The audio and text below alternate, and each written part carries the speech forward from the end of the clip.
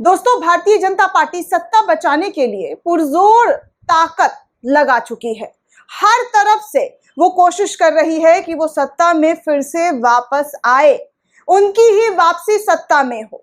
कैसे वो हर एक चीज करने को तैयार है। अब तो कल ही आपने देखा कि जब इंडिया गठबंधन की पहली बैठक हुई, 2 दिन की ये बैठक आज भी हो रही है, लेकिन कल जो दिन था वो बीजेपी पर ऐसा भारी पड़ रहा था कि बीजेपी ने विशेष सत्र बुला लिया। बीजेपी की तरफ से सोशल मीडिया के जरिए ट्वीट कर दिया गया। प्रहलाद जोशी की तरफ से, जो संसद के कार्यवाही मंत्री है, उन्होंने ट्वीट करके लिखा कि विशेष सत्र है और 5 दिन के लिए विशेष सत्र जो है वो जारी किया गया है। तो इसलिए सभी सांसदों को आना है। ना कोई चिट्ठी, ना कोई मेल, ना कोई लेटर विपक्षी दलों को भेजा गया, ना कोई मशवरा, ना कोई सलाह लिया गया। जब भी सत्र बुलाया जाता है दोस्तों, तो दोनों पक्ष को आपस में सलाह मशवरा करना होता है।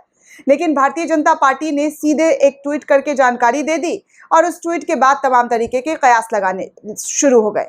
कहा जाने लगा कि एक देश एक चुनाव होगा। बहुत सारी चीजें जो है बीजेपी के लिए, बहुत चुनाव को जीतने के लिए ये सब कुछ लाकर वो तमाम मुश्किलों से बाहर निकल आएगी। सब लोग इसी पर चर्चा करेंगे, सभी लोगों का आकर्षण जो है बीजेपी की तरफ होगा।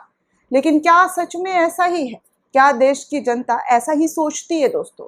क्या बीजेपी के नेता ऐसा ही सोचते हैं? क्योंकि मध्य प्रदेश में चुनाव जैसे जैसे नजदीक आ रहे हैं दोस्तों, वैसे वैसे भाजपा की शायद, जी हाँ मैं शायद कह रही हूँ, उल्टी गिनती शुरू हो चुकी है। क्योंकि मध्य प्रदेश एक ऐसा राज्य है जहां पर अगर बीजेपी हारती है तो सीधे 2024 से बीजेपी को झटका लगेगा। सीधे तौर पर बीजेपी को 2024 में झटका लगेगा। तो अब ये दावा किया जा रहा है, हालांकि मध्य प्रदेश में लगातार बीजेपी के कई नेता इस्तीफा दे चुके हैं पार्टी से। सिंधिया खेमे की अगर बात की जाए तो सिंधिया खेमे के जो लोग हैं वो लगातार इस्तीफा पर इस्तीफा दे रहे हैं और कांग्रेस ज्वाइन कर रहे हैं। लेकिन अब कमलनाथ की तरफ से एक बहुत बड़ा बयान दिया गया है। कमलनाथ मध्य प्रदेश की राजनीति को लेकर ये कह रहे हैं कि बहुत जल्द बीजेपी के कई बड़े नेता जो है वो कांग्रेस में शामिल हो सकते हैं। हम समेत की खबर है दोस्तों, मध्य प्रदेश से ही ज़्यादा खबरें इस पर छपती है। तो ये हम समेत लिखता है कि जल्द जारी होगी कांग्रेस उम्मीदवारों की पहली लिस्ट, बीजेपी के कई नेता और मेरे संपर्क में हैं। यानी कि कांग्रेस की जो पहली लिस्ट जारी होगी, कौन कहां से चुनाव लड़ेगा, उसके तहत बीजेपी के कई नेता जो है कमलनाथ के संपर्क में है। मध्य प्रदेश कांग्रेस कमेटी के अध्यक्ष कमलनाथ ने आज नीमच दौरे पर ये बातें कही है। पूर्व सीएम यहाँ एक विशाल जनसभा को संबोधित कर रहे थे। इसमें पहले उन्होंने प्रेस कॉन्फ्रेंस से बातचीत की और कहा कि जल्द ही कांग्रेस उम्मीदवारों की पहली लिस्ट जारी करूंगा। और इस दौरान उन्होंने ये भी दावा किया है कि भाजपा के कई नेता उनके संपर्क में हैं और वो भाजपा में शामिल हो सकते हैं।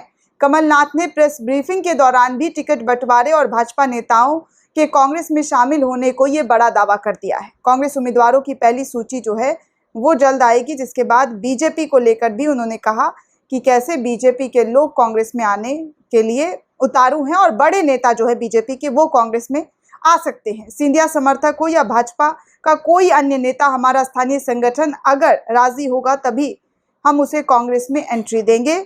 समंदर पटेल भी आए तब भी हमारे अधिकतर जो नेता हैं उनकी सहमति से ही आए। कमलनाथ ने आगे ये भी कहा कि 500 रुपये में सिलेंडर देने की बात मैंने ही कही थी। सुना है भाजपा ने 2-3 दिनों के लिए सिलेंडर को 450 रुपये में देने की बात कह दी है। चलिए, कम से कम मेरी मांग पर कुछ तो एक्शन हुआ। 1 नेशन 1 इलेक्शन से जुड़े सवाल पर भी कमलनाथ ने कहा कि संविधान संशोधन का विषय है। केवल लोकसभा और राज्यसभा में बिल पास होना पर्याप्त नहीं है, बल्कि इसमें 50% से अधिक राज्यों की अनुमति भी आवश्यक होगी। उसके बाद ही, जी हाँ, इसमें 50% से अधिक राज्यों की अनुमति भी होगी, तभी इस तरीके से ये चीज़ें जो है एक्चुअल में उतारू होगा।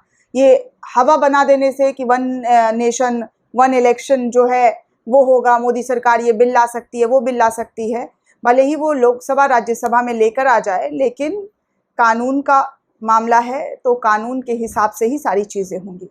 तो इस तरीके से कमलनाथ सिंह जो है वो दावा कर रहे हैं। अब इनके दावे में कितनी सच्चाई है ये तो वक्त ही बताएगा दोस्तों। लेकिन फिलहाल जो अगर बीजेपी की स्थिति मतलब मध्य प्रदेश में देखी जाए तो वो आए दिन कोई ना कोई विधायक, कोई ना कोई कार्यकर्ता, कोई ना कोई पार्टी से जुड़ा नेता बीजेपी को छोड़कर कांग्रेस का दामन जरूर थामता हुआ नजर आ रहा है।